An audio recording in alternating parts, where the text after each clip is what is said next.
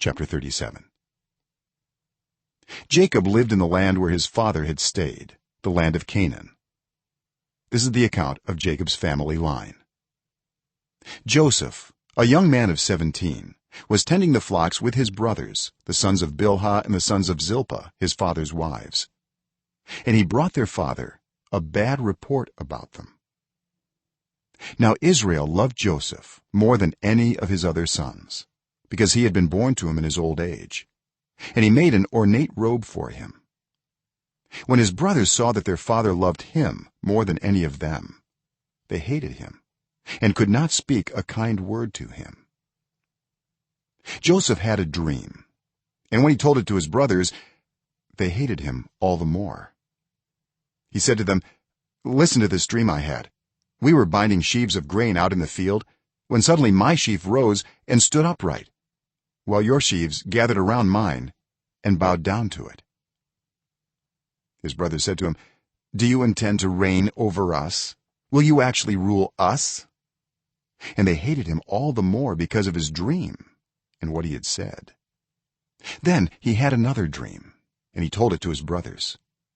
"Listen," he said, "I had another dream, and this time the sun and moon and 11 stars were bowing down to me." When he told his father as well as his brothers, his father rebuked him and said, "What is this dream you had? Will your mother and I and your brothers actually come and bow down to the ground before you?" His brothers were jealous of him, but his father kept the matter in mind. Now his brothers had gone to graze their father's flocks near Shechem, and Israel said to Joseph, "As you know, your brothers are grazing the flocks near Shechem. Come, I'm going to send you to them." "Very well," he replied. So he said to him, "Go and see if all is well with your brothers and with the flocks, and bring word back to me." Then he sent him off from the valley of Hebron. When Joseph arrived at Shechem, a man found him wandering around in the fields and asked him, "What are you looking for?" He replied, "I'm looking for my brothers. Can you tell me where they are grazing their flocks?" "They have moved on from here," the man answered. "I heard them say, 'Let's go to Dothan.'" So Joseph went after his brothers and found them near Dothan. But they saw him in the distance, and before he reached them, they plotted to kill him. "Here comes that dreamer," they said to each other. "Come now, let's kill him and throw him into one of these cisterns and say that a ferocious animal devoured him. Then we'll see what comes of his dreams." When Reuben heard this, he tried to rescue him from their hands. "Let's not take his life," he said. "Don't shed any blood. Throw him into this cistern here in the wilderness, but don't lay a hand on him."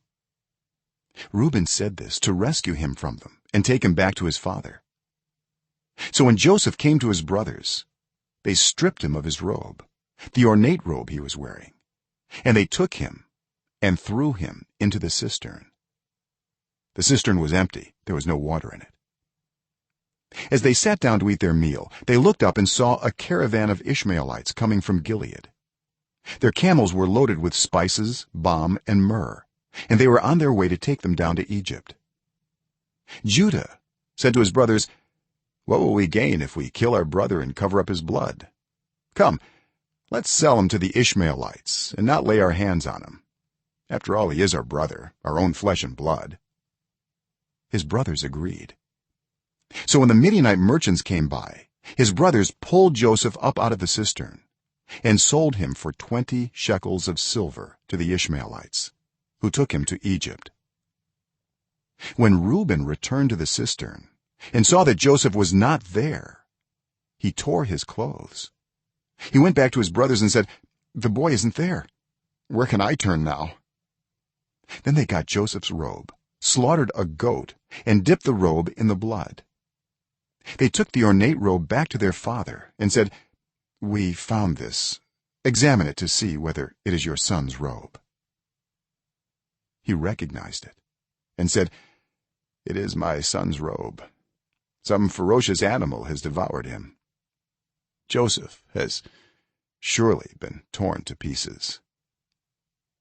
Then Jacob tore his clothes, put on sackcloth, and mourned for his son many days. all his sons and daughters came to comfort him but he refused to be comforted. "No," he said, "I will continue to mourn until I join my son in the grave." So his father wept for him. Meanwhile the Midianites sold Joseph in Egypt to Potiphar, one of Pharaoh's officials, the captain of the guard.